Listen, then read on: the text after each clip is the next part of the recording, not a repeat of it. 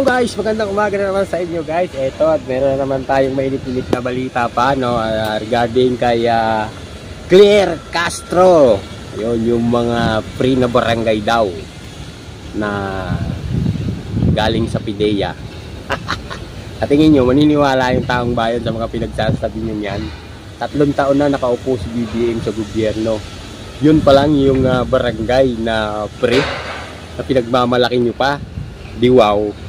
No, samantalang si Tatay Duterte nung nakaupo, halos 1 taon pa lang, no, yung barangay na free sa droga. Pero ito, 3 taon na si BBM. Ngayon pa lang kayo naglabas ng ng checklist para sa mga barangay na free. Hoy, Claire Castro. Anak ng nanay mo kung saan ka manggaling. No, walang maniniwala sa inyo na taong bayan na ang pinagsasabi ng mga barangay, ewan ko saan yung mga barangay biyang ganito, dinahanap ko nga sa Google. Hindi yan mga paring barangay. Nako, maniwala kayo sa hindi. Nagsibalik ang droga ngayon, tapos sasabihin nyo yung barangay na yun free. Di wow, no, ayan, ito, ipanood natin sa taong bayan para sila na yung humusga. Pero para sa akin, malaking kasinungalingan yan. Claire Castro, hindi ko alam kung saan galing ka eh. Ayoko magsalita ng kung ano man laban sa'yo kasi babae ka, no? Ginagalang pa rin kita. Andyan pa rin yung respeto ko sa'yo bilang speaker ng ating Pangulo. Sana naman kung maglalabas kayo ng datos o ng balita, ayusin nyo naman, no? Hindi lang kami ngayon lang isinilang. Matagal na po kami, no, namumuhay dito sa Pilipinas. Alam na namin yung mga kalakaran nyo. Kaya guys, panoorin niyo yung video, kayo na ang humusga. Ang sarap nito, ang sarap mo po to San Claire Castro. Kaya manda ka kay Paz, si Banat Bay, no, kung anong pinagsasabi mo dyan sa social media. Panoorin niyo ang video guys, ito. Nakakapanggigil ka, Claire Castro. Inilabas na ngayon ng Malacanang ang listahan ng mga drug-cleared barangay sa Pilipinas.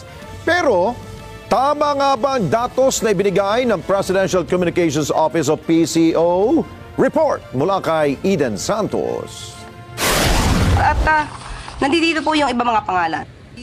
Sa wakas ay nagbigay na ng listahan ng Malacanang ng mga pangalan ng mga barangay sa bansa na idiniklarang drug-cleared ng administrasyon ni Pangulong Ferdinand Marcos Jr. Sa press briefing sa Malacanang ay sinabi ni Presidential Communications Office Undersecretary Claire Castro na ngayon lang ibinigay ng Philippine Drug Enforcement Agency o PIDEA ang nasabing listahan. So ibibigay ko na lamang sa inyong opisyal itong mga kopya. Nandito po yung sasabi yung mga barangay na nasasabi natin drug cleared, drug free.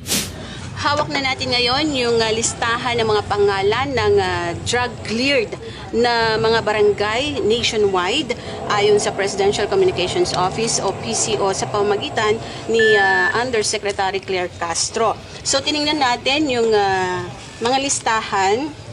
Walang nakalagay kung kailan nagsimula na na-cleared yung barangay sa illegal na droga. Nakalagay lamang ay as of June 2025.